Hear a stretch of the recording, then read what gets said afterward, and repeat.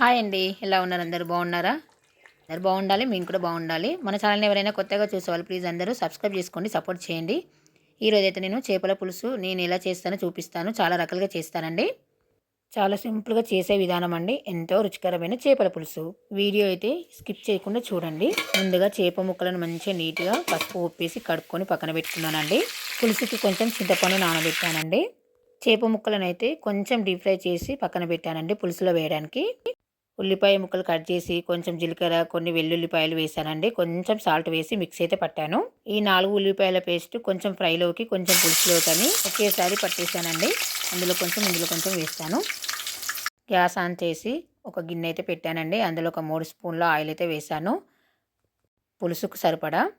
పులుసులో అయితే కొంచెం ఆయిల్ ఎక్కువనే పడతదండి. ఆయిల్ వేడైన తర్వాత పచ్చిమిర్చి, చెక్క, కొంచెం బిర్యానాకు, ఇంకా బగారాకు సంబంధించినవి కొన్ని అయితే వేసానండి. ఎక్కువ వేసుకోవద్దండి. కొన్ని కొన్ని వేసుకోవాలి. అలాగే కొంచెం ఉల్లిపాయ పేస్ట్ కూడా వేశాను పులుసుకు సరిపడా. 2 స్పూన్ల పసుపు కూడా వేస్తున్నానండి. మీకు తక్కువగా ఉండాలంటే ఒక స్పూన్ వేసుకోండి సరిపోతుంది. నేనైతే పసుపు కొంచెం ఎక్కువనే వాడతాను. ఇప్పుడైతే మంచిగా కలిపిస్తున్నానండి.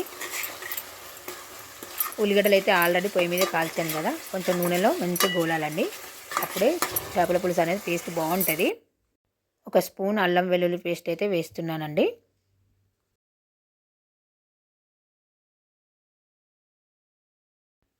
ఇప్పుడైతే మంచిగా కలిపిస్తున్నాను.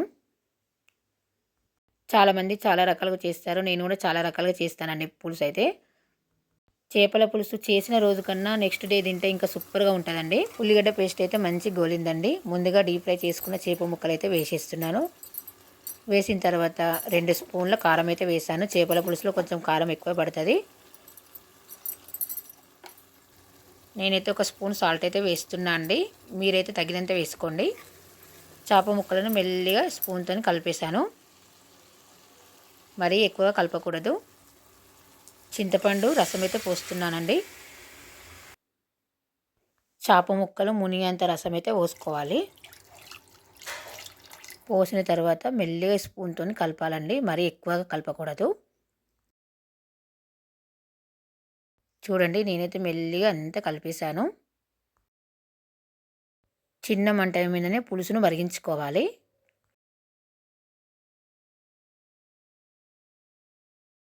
ఇప్పుడైతే ఒక స్పూన్ ధనియాల పౌడరు, కొంచెం జీలకర్ర మెంతుల పొడి అయితే వేస్తున్నానండి.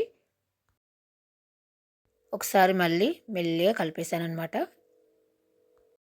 ఇప్పుడైతే మూత పెట్టిస్తానండి. చిన్న మంట మీదనే మరిగించుకోవాలి. చూడండి, ఎంతో రుచికరమైన చేపల పులుసు అయితే మరుగుతుంది. స్మెల్ మాత్రం సూపర్గా వస్తుందండి. పులుసు అయితే రెడీ అయినట్టేనండి. చూడండి, ముక్క అయితే విరగకుండా మంచిగా వచ్చింది. పులుసు కూడా చిక్కబడిపోయింది. చూస్తారు కదండి. ఈ పులుసును నెక్స్ట్ డే తింటే సూపర్గా ఉంటుందండి. చేపల పులుసు నేను చేసిన విధానం మీరు కూడా ఒకసారి ట్రై చేసి చూడండి. నచ్చితే ఒక చిన్న లైక్ ఇవ్వండి. వెళ్ళొస్తానండి. బాయ్.